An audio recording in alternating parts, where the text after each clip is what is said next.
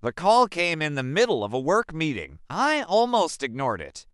The number was unfamiliar, and my phone had already buzzed twice that morning with spam. But some gut feeling, made me step outside into the noise of the city street.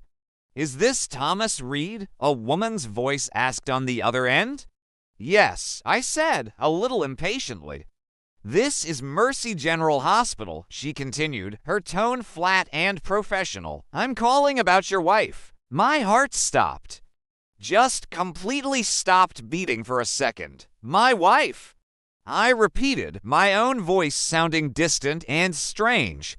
"Emily." There was a pause, a small eternity of silence. "I'm so sorry," the woman said softly. "She passed away about 20 minutes ago." I laughed. Not a real laugh. It was a sharp, choked sound of disbelief. "It was impossible, utterly impossible. That's not possible," I said, my voice shaking. "My wife is at home. She texted me an hour ago." Another pause, longer this time. I could almost hear the woman on the other end steeling herself. "Sir," she said, her voice careful, deliberate. "Are you sure you're Thomas Reed, husband of Emily Reed, born March 12, 1988? "Yes," I said, the word barely a whisper. "That's me. I'm very sorry," she replied. "But she was brought in after a car accident." My knees gave out. I just folded, sinking onto the curb outside my office building, staring at nothing. The world went silent. I couldn't breathe. The drive to the hospital was a blur, a complete fog. Red lights, green lights, the honking of horns. None of it felt real. It was like watching a movie of someone else's life. At the front desk, I managed to give my name. The nurse's face changed the moment she heard it. Her professional calm evaporated, replaced by a look of deep sympathy. She picked up the phone immediately. A doctor met me in a small, quiet room, the kind of room you never want to be in. "I need to confirm something," he said, his voice gentle. He showed me a photo on a tablet, and there she was. It looked like my wife. Same cascade of dark hair, the familiar shape of her face. The delicate silver wedding ring on her finger. I felt my chest collapse, the air punched out of my lungs. This was real.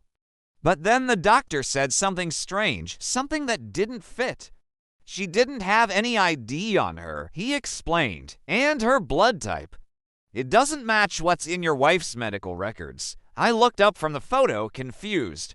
"What? There's more," he said, leaning forward slightly.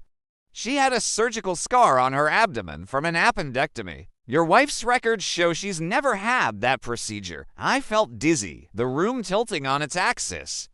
"If that's not my wife," I whispered, my throat tight, "then who is that?" The doctor hesitated, choosing his words.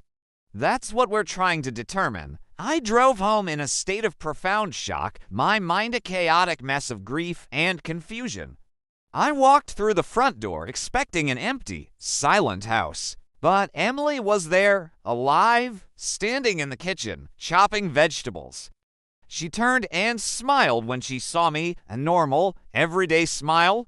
"You look pale," she said, her voice bright. "Rough day." I just stared at her. Stared at her like I was seeing a ghost, a specter in my own home. "The hospital called me," I said, each word feeling heavy and slow. Her smile froze on her face. Her hands stopped moving. "They said you were dead." The silence that fell between us was deafening, heavier than any sound I had ever heard. It was filled with everything unsaid. "I can explain," she said quickly, her voice a frantic whisper. I didn't move. I didn't even blink. I just watched her. This woman I thought I knew. "Explain what?" I asked. She finally sat down at the kitchen table, her hands shaking so badly she had to clench them in her lap. Her name was Anna, she whispered. Anna. The name meant nothing to me. She was my identical twin, Emily said, and with those words, my world tilted and shattered. "You told me you were an only child," I said, the accusation hanging in the air. "I was," she replied, her eyes finding mine. After she died, Emily told me everything then. The story poured out of her, a dam of secrets breaking. They were separated at birth, a closed adoption.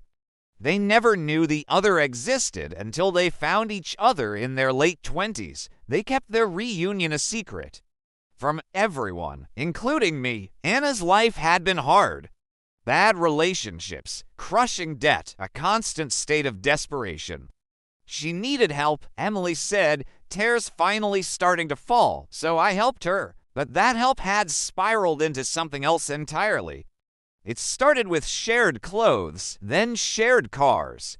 Soon, they were sharing lives, sometimes. Sometimes she pretended to be me, Emily admitted, her voice barely audible. With my consent, my stomach turned. The implications of that confession were horrifying. You let her live as you. She just needed a clean slate, Emily cried, her words choked with sobs. A chance to escape. I never, ever thought it would go this far. The accident had happened while Anna was driving Emily's car. Wearing Emily's wedding ring, carrying Emily's name, her identity. To the hospital, to the world, Anna was Emily, and the real Emily was standing right in front of me. I didn't sleep that night, or the night after. I would lie in bed, looking at the woman next to me, and feel a terrifying sense of dread. I didn't know who I was married to anymore. The police got involved, of course. There were questions, so many questions. Emily wasn't arrested, but she wasn't free either. The investigation uncovered a tangled web of fraud, identity misuse, and false records. At the funeral, I stood at the back behind Anna's few grieving friends. I watched them mourn a woman who looked exactly like my wife, a woman being buried under my wife's name. Emily stood with them, but she didn't cry. She just stared at the casket, her expression blank, as if she were waiting for it to open and reveal another trick. After the whirlwind of police and lawyers finally settled, I asked her one final question. We were sitting in the living room that no longer felt like ours. Did you ever wish it was you in that car? Did you ever wish you were her instead of you? She didn't answer. She just looked away, and that silence was the loudest answer she could have given. Our marriage didn't survive. It wasn't just because she had lied. It was because I realized something far more terrifying. I didn't know my wife at all.